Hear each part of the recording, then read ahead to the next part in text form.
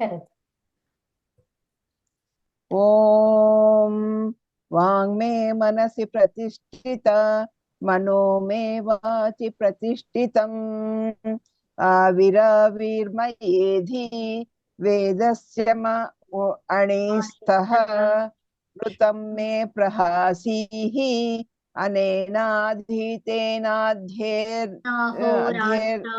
అహోరాత్రాన్ సందధామి ఋతం వదిష్యామి సత్యం వదిష్యామి తన్మావవత్తు తద్వక్తారమవతు అవతు మాం అవతు వక్తారం ఓం శాంతి శాంతి శాంతి. సర్వేభ్యః నమస్కారః. Record start సర్వేభ్యః చేయలేదా? నమస్కారాః. Start అయింది, రికార్డ్ స్టార్ట్ అయిందండి. ఓకే, ధన్యవాదాలు. ఓకే, సో ఇక్కడ మనం ఏం చేస్తున్నాము, రివిజన్ చేస్తున్నాం కదండి. ఆ రివిజన్ లో మనము క్లాస్ 31లో ఉన్నాం. ఇప్పుడు దీంట్లో రెండవ మాహేశ్వర సూత్రం గురించి మాట్లాడుతున్నాము. అందులో స్క్రీన్ లో పెట్టలేదు మేడం. వచ్చింది. మాన్య ఈవినింగ్ క్లాస్ అది పెట్టారు. రాత్రి నిన్న వేరేది పెట్టినారు. ఈవినింగ్ క్లాస్ అది పెట్టారు మీరు. అచ్చా, ఓకే. నేను ఇంతకు ముందే చెప్పాను, క్షమ్ము అది పెట్టారు. ఈవినింగ్ క్లాస్ అది పెట్టారు. ఓ, అదొచ్చిందా? ఓకే, సో ఇప్పుడు ఓకేనా అండి? అవును మేడం. ఓకే, అప్పటి నుంచి నేను ఇంకా మీకు నోట్స్ కనిపిస్తుంది చదువుకుంటారు అనుకుని నేను అప్పుడే ఆన్ చేసి అయ్యయ్యో. నేను అప్పటి నుంచి అదే అన్నాను కదా, ఈవినింగ్ క్లాస్ పెట్టారు నాన్య మీరు అనేసి. ఓకే ఓకే, పెట్టారు అంటే నేను షేర్ చేసింది అంటున్నారేమో అనుకున్నా గ్రూప్ లో. లేదు మాన్య, మేము అదే మాట్లాడుతున్నాము. అచ్చా అచ్చా, నాకు అర్థం కాలేదు. ఓకే, ఇప్పుడు ఓకేనా? ఇది రెండవ మాహేశ్వర సూత్రము. రిక్ తో ఎన్ని ప్రత్యాహారాలు చేశారు, అవేంటి? రెండవ మాహేశ్వర ప్రత్యాహారాలు చేశారు. చెప్పండి. రిక్ తో 3 ప్రత్యాహారాలు చేశారు. అవి అక్ ప్రత్యాహారము, ఇక్ ప్రత్యాహారము, ఉక్ ప్రత్యాహారం. ఉత్తమం. నెక్స్ట్, అనువృత్తి అంటే ఏమిటి? అనువృత్తి అంటే అంతకుముందు చెప్పిన సూత్రము నెక్స్ట్ దానికి గాని కొన్నిటి గాని అప్లై అయ్యేది అనువృత్తి. ఉత్తమం. యాక్చువల్లీ పార్ట్ ఆఫ్ ద సూత్రం అనువృత్తి అవుతుంది, అంతే అండి, అంతే, కరెక్ట్. సో చెప్పుకోవాలంటే సగం సగం చెప్పి డిట్టో అంటాం చూడండి, అలాంటిది. కరెక్ట్, ఉత్తమం అండి. నెక్స్ట్ నాకు అలివేలు మంగమ్మ గారు కనిపిస్తున్నారు. నెక్స్ట్ అమ్మా, రెండవ మాహేశ్వర సూత్రం రిక్ లో 3వ ప్రత్యాహారం ఏంటి? రెండవ మహేశ్వర సూత్రం రిక్ లో 3వ ప్రత్యాహారము ఉక్కు కదమ్మా? ఉక్కు, అంతే, అవునండి, ఉత్తమం. నెక్స్ట్ అంతే చెప్తారా? అంతే, అంతవరకేనమ్మా? అంతే అంతే. సుబ్బలక్ష్మి గారు, ఈ ఉక్కు ప్రత్యాహారం అష్టాధ్యాయ సూత్రంలో ఎక్కడొచ్చింది? మేడం,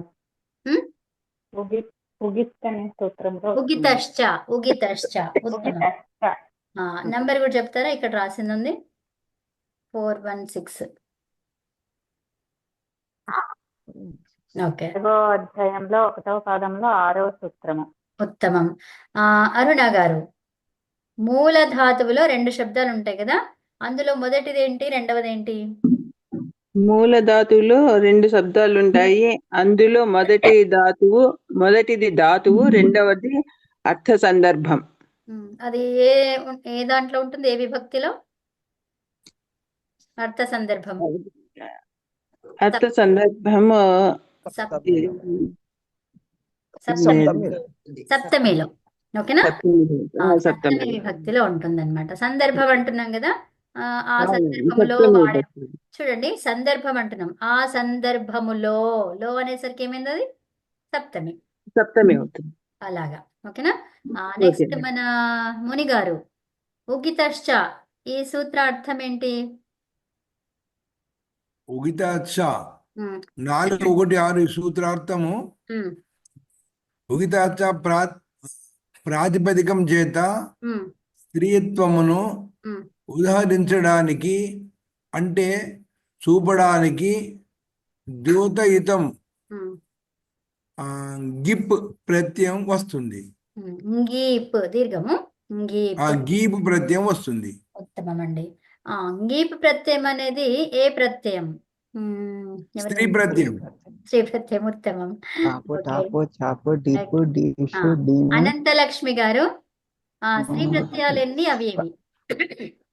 స్త్రీ ప్రత్యయాలు 9. ఉమ్, అవి టాప్, డాప్, చాప్, గీప్, గీష్, గీన్, ఊంగి, తి, ఊంగ్.ష్ప, ఉమ్, ఊంగి ఊంగి అని చెప్పారు. ఊంగ్ ఉంగా. ఉమ్, ఊంగ్, తి, ఆ,ష్ప. స్ప. ఊంగి అని ఉందా? అది యాక్చువల్గా చూడాలైతే. ఉమ్, లేదు ఓకే. మన్య ఊంగనే ఉంది, ఊంగనే ఉంది. అదే అదే. టీ సెపరేట్గా ఉంది, టీ సెపరేట్గా ఉంది. ఆ, ఓకే. ఆహా. నెక్స్ట్ కృష్ణమూర్తి గారు, సార్వధాతుకం 3, 4, 113 అంటే ఏంటి? అవి ఏమిటి, ఎక్కడ వస్తాయి? తింగ్ సార్వధాతుకం ప్రత్యయాలు అలాగే ఇది- టిప్ ప్రత్యయాలను ఆ, సార్వధాతుకం అంటారు. ఉమ్, సార్వధాతుకం ఉమ్, 3, 4, 113 అనే ఉమ్, సూత్రం ఉమ్, ద్వారా చెప్పబడింది. ఉమ్. ఇక్కడ యాక్చువల్గా అవి ఎక్కడ ఏమి అని అన్నాం కదా, సో దానికి యాక్చువల్గా నేను విడదీసి మళ్ళీ ఇక్కడ రాశాను. ఓకే. తింగషిత్తులు అన్నాం కదండి, సార్వధాతుకం అంటాము. ఇదే సూత్రం అంటే తింగషిత్తు సార్వధాతుకం ద్వారా చెప్పబడింది కదా. ఆ, ఇవి ఎక్కడెక్కడ వస్తాయి? తింగ ప్రత్యయాలు, షిత్ ప్రత్యయాలు ఎన్ని, అవేవి ఎక్కడ వస్తాయి? ఆ ప్రశ్ననే ఇక్కడ రాయాల్సింది, అది ఇక్కడ ఎక్స్ట్రా అయిపోయింది. అక్కడ నేను పెద్దగా అవుతుందని విడివిడిగా రాద్దామని ఇట్లా రాశాను అనమాట. అది మర్చిపోయినా తీసేయడం అక్కడ. ఓకే. చదవమంటారండి. చెప్పండి.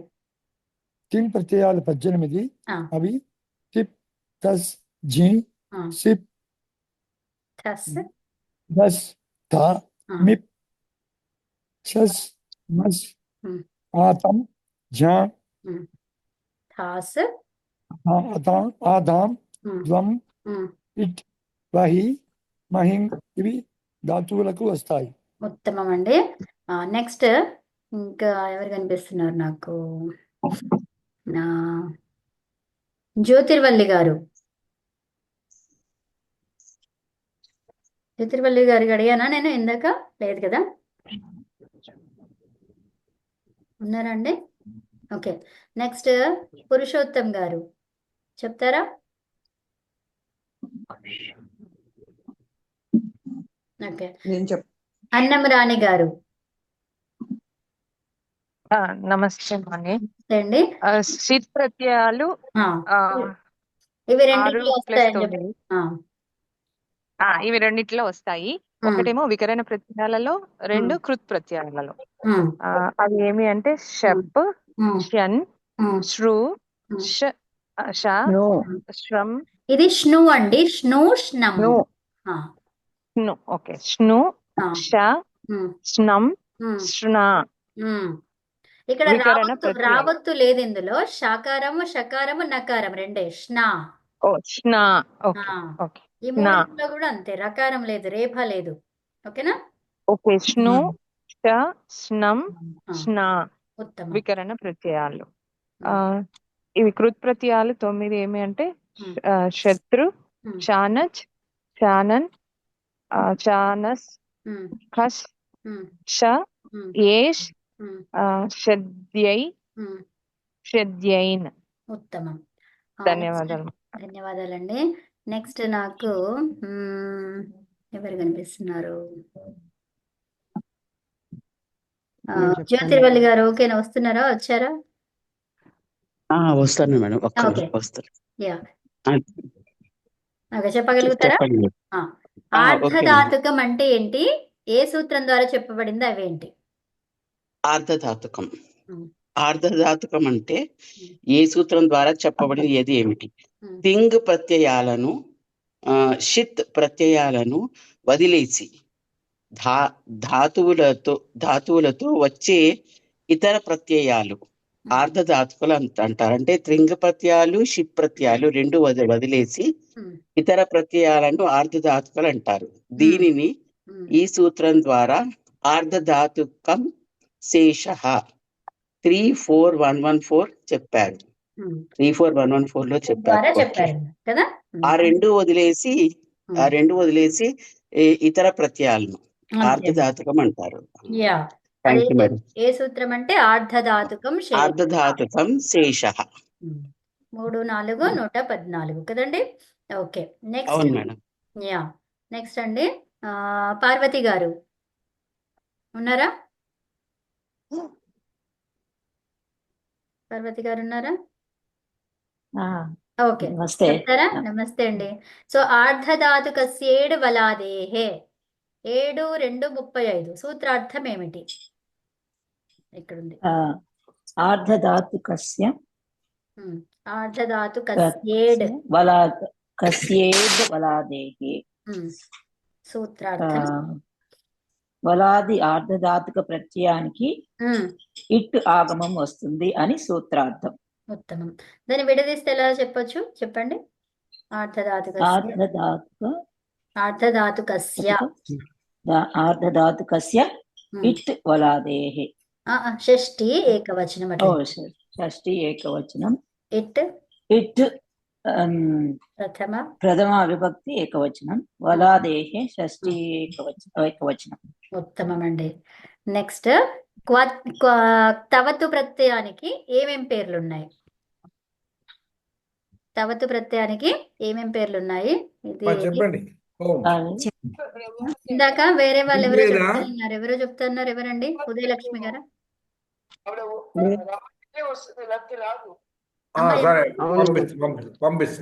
ఓకే, మ్యూట్ లో పెట్టండి. నేను చెప్పారా అండి? తవత్తు ప్రత్యయానికి చెప్పమంటారా? ఉదయలక్ష్మి గారా, చెప్పండి అమ్మా. ఈ ప్రత్యయానికి కృత్, నిష్ఠ, అర్ధధాతుకం, అతద్ధితం, ఉగితాంత ప్రత్యయాలు ఉన్నాయి. మనకి ఈ కర్తరి సందర్భాలేమో కృత్ రావడం వల్ల అది ధాతుతో రావాలి అని తెలుస్తుంది. నిష్ఠ రావడం వల్ల అది భూతకాలంలోనే వస్తుంది అని అర్థమవుతుంది. ఆర్ధధాతుకం కావడం వల్ల దానికి ఇటు వస్తుంది అని అర్థమవుతుంది మనకి.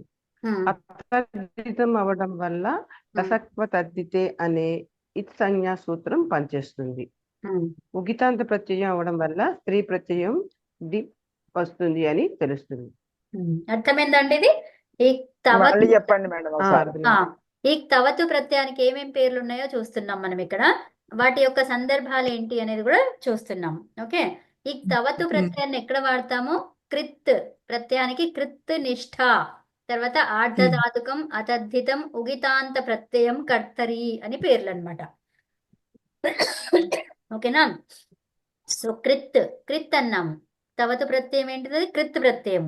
ఆ కృత్ ప్రత్యయము అని తెలియడం వల్ల మనకి ఏమర్థమైంది? కృత్ ప్రత్యయాలన్నీ దేంతో వస్తాయి? ధాతువుతో వస్తాయి. సో ఇప్పుడు నిష్ఠ అన్నాము. దీనికి ఏం పేరుంది? ఇంకోటి నిష్ఠ. తవతుకి ప్రత్యయానికి నిష్ఠ అని పేరు అనమాట. సో నిష్ఠ అని ఎప్పుడైతే వచ్చిందో అదేం తెలుస్తుంది? ఏ కాలము? భూతకాలంలోనే వస్తుంది అనేది విషయం మనకు అర్థమైంది. ఓకేనా? తర్వాత ఆర్ధధాతుకం. తవతుకి ఇంకో పేరేంటి? ఆర్ధధాతుకం. సో ఆర్ధధాతుకం అయితే ఏమైతుంది? ఇట్ ఆగమం వస్తుంది. ఏమైతుందండి? ఇట్ ఆగమం వస్తుంది. అందుకనే పట్. అవునమ్మా. అయితే చూడండి, పట్ అనే ధాతువు ఉంది కదా. సో ఇప్పుడు పట్ అనే ధాతువుకి లుట్ లకారం తీసుకున్నాము. లుట్ వద్దులే, అల్రెట్ లకారం. అందరికి మీకు తెలుసు కదా అల్రెట్ లకారం ఏంటో?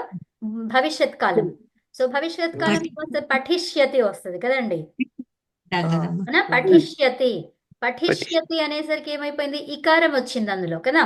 అది ఆర్ధధాతుక ప్రత్యయం అన్నమాట. దానికి ఉన్నటువంటిది ఆర్ధధాతుక ప్రత్యయం. అందుకని ఏమొచ్చింది అక్కడ? ఇట్ ఆగమం వచ్చింది కదా. ఇప్పుడు మనకి పఠతి అన్నాం. పఠతిలో మళ్ళీ ఈ రాలేదు చూడండి. పఠతిలో ఈ వచ్చిందా? లేదు రాలేదు. సో మరి ఆర్ధధాతుక ప్రత్యయాలు ఏంటి? ఆర్ధధాతుక లకారాలు అమ్మా ఏంటి మరి? కవితమ్మ, చెప్పండి. నాగలక్ష్మి గారు లైన్ అడ్మిట్ చేయండి, లైన్ లో లింక్ అవుతలేదంట. అవునా, నాకెవరు కనిపించట్లేదు. ఓ యా, నేను లింక్ పంపించిన కానీ ఓకే ఓకే, వస్తలేదంట. వచ్చాను. ఒకసారి అవునండి, అవునవును, నేను చూడలేదు వాళ్ళని, sorry. Okay. Yeah, okay. So yeah, so అయితే అది ఆర్ధధాతుకం అవడం వల్ల ఇట్ ఆగమం వస్తుంది అనేది అర్థమైంది కదండి. అర్థమైందా? ఇప్పుడు ఆర్ధధాతుక లకారాలు అంటే మనకి ఫస్ట్ సార్వధాతుక లకారాలు ఏంటో తెలియాలి కదా. 1 4 ఏం ఏం చెప్పాము? లట్ లోట్ లంగ్ విధిలింగ్. ఏం చెప్పాము? లట్ లోట్ లంగ్ విధిలింగ్. లట్ లోట్ లోట్ లంగ్ విధిలింగ్. లంగ్ విధిలింగ్. ఓకేనా? సో వీటిని ఏమంటాము అంటే సార్వధాతుక లకారాలు. ఇవేంటివి ఇవి? సార్వధాతుక లకారాః.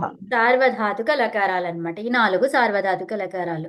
తర్వాత ఇంకా నేను ఇప్పుడు ఇందాక అడిగాను భవిష్యత్ కాలం గురించి. రిట్ అనేది ఇప్పుడు నేను రాసిన 4లో ఉందా అండి? లేదు. కాబట్టి ఏమైపోయింది? ఆర్ధధాతుకం అయిపోయింది. సో ఇప్పుడు ఈ ఆర్ధధాతుకం ఎప్పుడైతే అయ్యిందో దానికి ఏం రావాలి? ఇట్ ఆగమం. ఆర్ధధాతుక బలాదే చేద్ బలాదేహే. కరెక్ట్. సో అట్లాగే ఇప్పుడు ఈ తవతు ప్రత్యయం ఏంటిది? ఇట్. అదేంటి మనం ఏమన్నాము? ఇది ఆర్ధధాతుక ప్రత్యయము అన్నాము, అవునా? తవతుని ఏమన్నాము? ఆర్ధధాతుక ప్రత్యయం అన్నాం. పట్ అనే ధాతువుని తీసుకుంటే ఏమైంది? ఇప్పుడు ఇది ఆర్ధధాతుకం తవతు కదండి. తవతులో మిగిలింది ఏంటి? అయ్యో, తప్పు రాస్తున్నా. తవతులో ఏం మిగిలింది? తవత్ మిగిలింది. తవత్ మిగిలింది. అనునాసిక పోతుంది. అవునమ్మా, అవన్నీ పోయాక ఏం మిగిలింది? తవత్. ఓకేనా? కకారమేమో లషక్వతద్ధితే, ఉకారము అచ్చనునాసిక ఇత్, అవునా? కాబట్టి మిగిలింది తవత్. సో ఇప్పుడు ఎప్పుడైతే పఠ్ తవత్ ఇట్లా వచ్చింది కదా, సో ఇప్పుడు ఇది ఆర్ధధాతుకం అని పేరు పెట్టాం కదా, మరి దానికి ఏం కావాలన్నారు? ఇట్ రావాలి, ఈకారం రావాలి. అంటే ఏమైంది? పఠితవత్. అవునా? పఠితవత్ అంటామా లేకపోతే పఠుతవత్ అంటామా? పఠితవత్. పఠితవత్ అంటాము. సో కాబట్టి ఈకారం ఎట్లా వచ్చింది? ఇది కృత్ ప్రత్యయము, ఇది ఆర్ధధాతుక ప్రత్యయం అవ్వడం వల్ల దానికి ఈకారం వచ్చిందని అర్థమైందా? ఓకే. నెక్స్ట్ ఏమన్నాము? ఆర్ధధాతుకం అతద్ధితం. అతద్ధితం అయితే ఇప్పుడు ఏమైంది? లషక్వతద్ధితి అనే సూత్రం పనిచేసింది ఇందులో. తవతులో ఏం పనిచేసింది చెప్పండి? కకారం ఏమైంది? ఎలా? సో ఇప్పుడు ఏమన్నాము? లషక్వతద్ధితే అన్నాము. అంటే ఏంటి? దాన్ని విడదీస్తే లా ష కు అతద్ధితే. ఏమన్నాము? అతద్ధితే. అంటే ఇప్పుడు ఈ ప్రత్యయం ఏమైపోయింది? అతద్ధిత ప్రత్యయం అయింది. ఏమైంది? అతద్ధిత ప్రత్యయం అయింది. ఎందుకైంది? ఎందుకంటే ఇప్పుడు కకారం పోయిందంటే ఏంటిది? లషక్వతద్ధితి. ఆ సూత్రం ఎక్కడ పనిచేస్తుంది?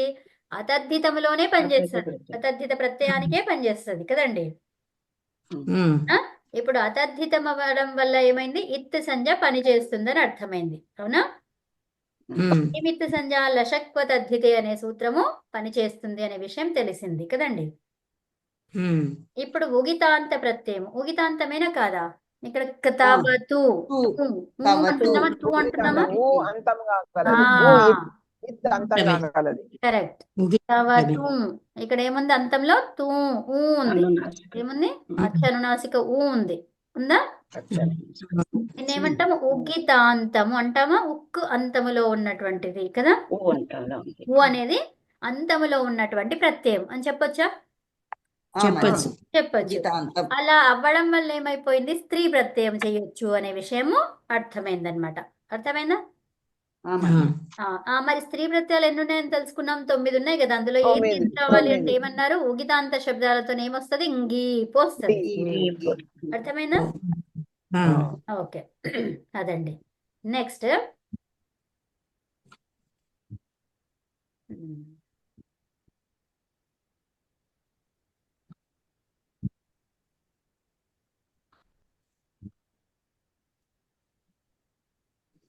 క్లాస్ అయిపోయింది కదా. 36, 37. నెక్స్ట్ ఇది ఉంది. సో మనకి ఇక్కడ ఉపసర్గలు ఎన్ని, అవేంటి? ఉపసర్గలు 22.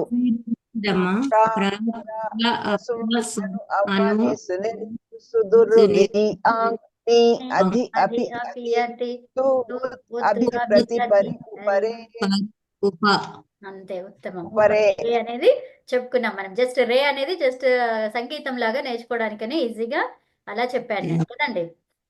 రపరా అపసం అను అవనిస్ నిర్ దుసుదుర్ బి ఆంగ్ ని అధి అపి అతి సు ఉత్ అభిప్రతి పరివు పరే పరివు పరే. ఉత్తమం. ఎవరో చేస్తున్నారు, ఎవరండి? మళ్ళీ పాడండి. నేనే మొన్నే మీరు చెప్పించింది నేర్చుకున్నామని. నేర్చుకున్నారు, చెప్పండి మీరు. ఉపసర్గలు 22 అవేంటో చెప్పండి. చెప్పండి చెప్పండి. ప్రపరా అపసం ప్రపరా అపసం నిస్ నిరుద్ సుదు అన్న అవనిస్ నిర్ 4. నాలుగు చెప్పాలా? ఆంగ్ ని అధి అపి అధి అపి అపి అతి అపి ఉత్ అభి ప్రతివు ప్రతి పరి. ఇక్కడ పరివు పరే ఒక నిమిషం ఆగండి. పరివు పరే యా. పరివు పరే. సో ఇక్కడ నీ అని ఆగండి. ని అధి అపి అతి మళ్ళీ సు దగ్గర ఆగాలి. అది అపి అతి సు మళ్ళీ ఆగాలి అక్కడ.